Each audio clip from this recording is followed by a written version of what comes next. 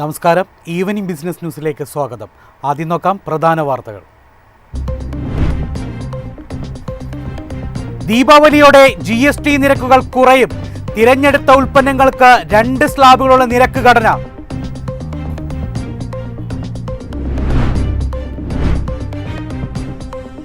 വികസിത രാഷ്ട്ര സ്വപ്നം സാക്ഷാത്കരിക്കുന്നതിന് ടാസ്ക് ഫോഴ്സ് രൂപീകരിക്കും. യുവജനങ്ങൾക്ക് വേണ്ടി 1 ലക്ഷം കോടിയുടെ പദ്ധതി.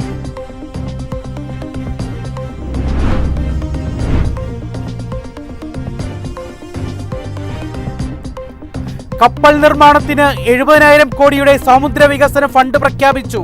കപ്പൽ നിർമ്മാണത്തിൽ ആഗോള നേതൃത്വത്തിലേക്ക് ഉയരുകയാണ് ലക്ഷ്യം. റഷ്യൻ ക്രൂഡ് ഇറക്കുമതി പ്രതിദിനം 2 ദശലക്ഷം ബാരലായി ഉയർന്നു. US നിന്നുള്ള താരിഫ് സമ്മർദ്ദങ്ങൾക്കിടയിലും റഷ്യൻ എണ്ണ ഇന്ത്യൻ ഉപഭോക്തൃത്തിന്റെ 40%. നിലവിലെ GDP വളർച്ച കൊണ്ട് വികസിത് ഭാരത് കൈവരിക്കാനാവില്ലെന്ന് നീതി ആയോഗ്. GDP വളർച്ച 8% നീതി ആയോഗ് CEO.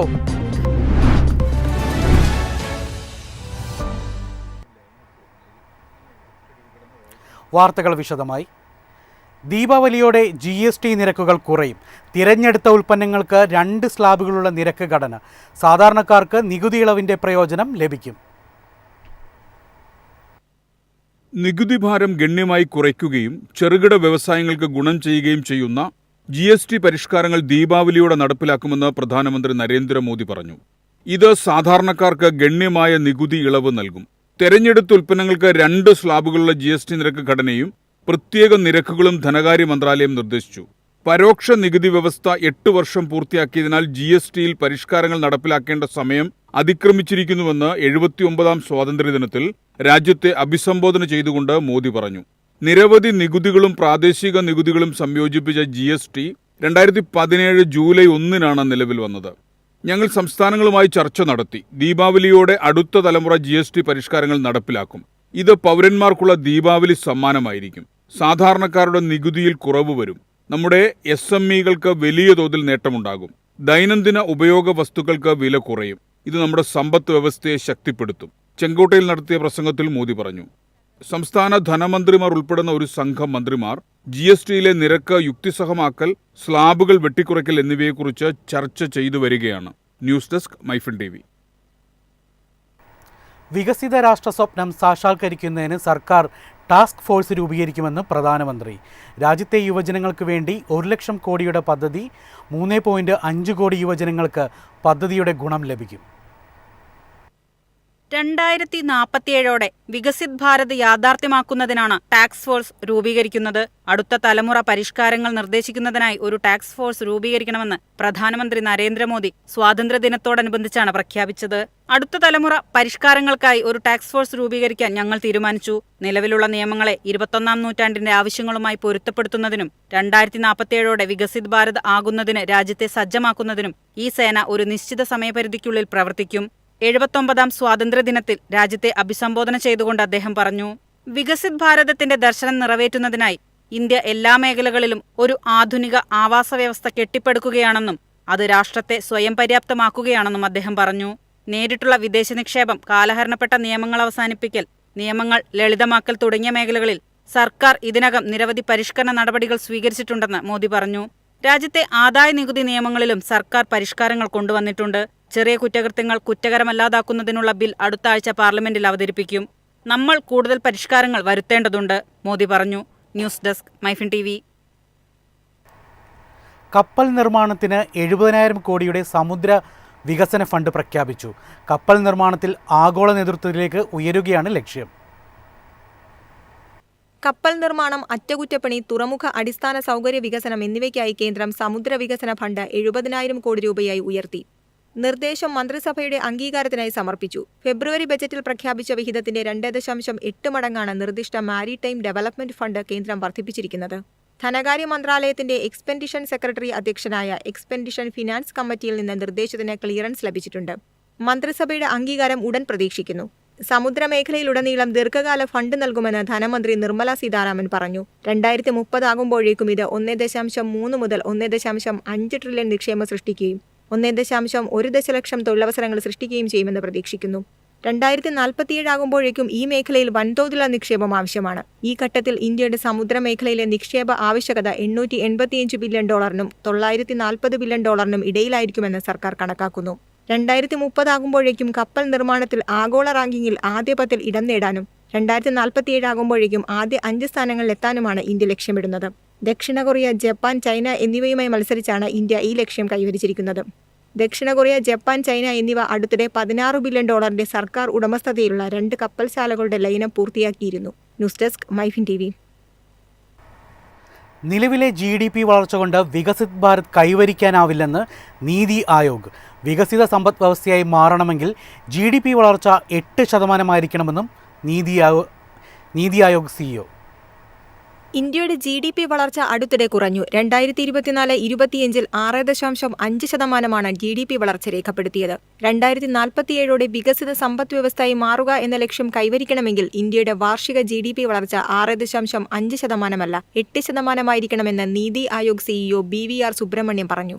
ഈ ഡാറ്റ നമ്മുടെ വികസിത് ഭാരത് എന്ന ലക്ഷ്യത്തിന് വളരെ പ്രധാനമാണ്. 6.5% വളർന്നാൽ അത് വികസിത് ഭാരത് ആകില്ല. 8% വളർന്നാൽ മാത്രമേ വികസിത് ഭാരത് ആകൂ, സുബ്രഹ്മണ്യം പറഞ്ഞു. ഓഗസ്റ്റ് 27 മുതൽ പ്രാബല്യത്തിൽ വരുന്ന 50% താരിഫ് ഇന്ത്യയുടെ സാമ്പത്തിക വളർച്ചയ്ക്ക് അപകട സാധ്യതകൾ സൃഷ്ടിക്കുന്ന സാഹചര്യത്തിലാണ് സുബ്രഹ്മണ്യത്തിന്റെ അഭിപ്രായ പ്രകടനം.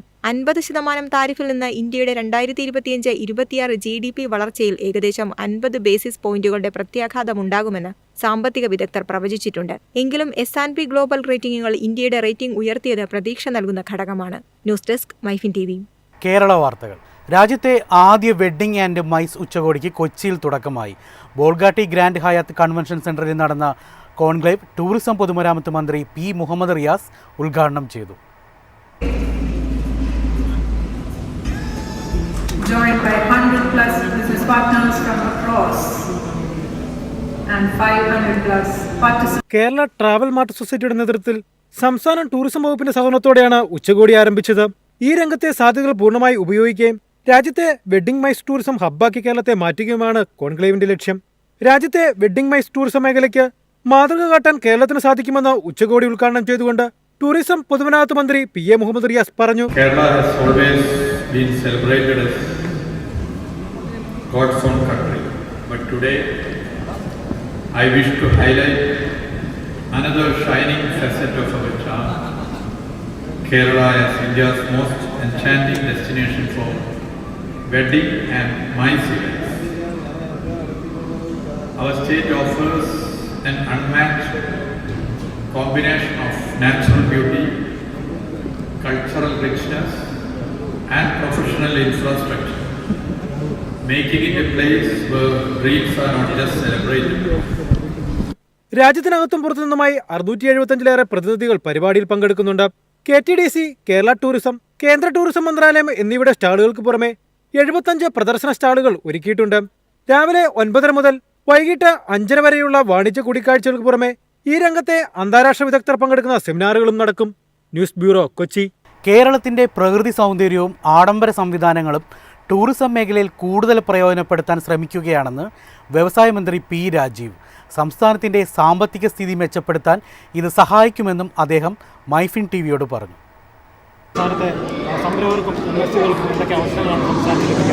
അല്ല, കേരളത്തിൻ്റെ പൊട്ടൻഷ്യലാകെ ലോകത്തിന് മുൻപിൽ അവതരിക്കപ്പെടാനുള്ള സന്ദർഭം കൂടിയായിട്ടാണത്. ഇപ്പോൾ മൈസ് സംവിധാനങ്ങൾ, മീറ്റിംഗ്സ്, ഇൻസെൻറ്റീവ്സ്, കോൺഫറൻസസ്, അതുപോലുള്ള സംവിധാനങ്ങൾക്ക് ഒരു ഡെസ്റ്റിനേഷനായിട്ട് കേരളത്തെ മാറ്റുക, ഒരു ഡെസ്റ്റിനേഷൻ വെഡ്ഡിങ്ങിൻ്റെ ഒരു ഹബ്ബാക്കി കേരളത്തെ മാറ്റുക. അതിന് നമ്മുടെ നാച്ചുറൽ ബ്യൂട്ടി, മറ്റ് ലക്ഷറി സൗകര്യങ്ങൾ എല്ലാം ഉള്ളൊരിടമാണ് കേരളം.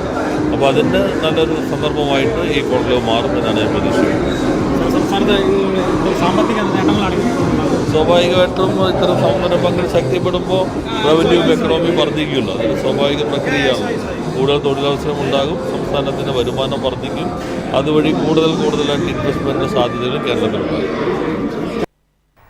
ഇന്നത്തെ സ്വർണം വെള്ളി നിരക്കുകൾ. സംസ്ഥാനത്ത് സ്വർണ്ണവില കുറഞ്ഞു. ഗ്രാമിന് 10 രൂപയും പവന് 80 രൂപയുമാണ് കുറഞ്ഞത്. സ്വർണം ഗ്രാമിന് 9280 രൂപയിലും പവന് 74,240 രൂപയിലുമാണ് ഇന്ന് വ്യാപാരം നടന്നത്. 18 ക്യാരറ്റ് സ്വർണ്ണ വിലയിലും ഇടിവ് രേഖപ്പെടുത്തി. ഗ്രാമിന് 15 രൂപ കുറഞ്ഞ് 9280 രൂപയിലായിരുന്നു വ്യാപാരം. വെള്ളി ഗ്രാമിന് 1 രൂപ കുറഞ്ഞ് 122 രൂപയിലായിരുന്നു കച്ചവടം. ഇടവേള.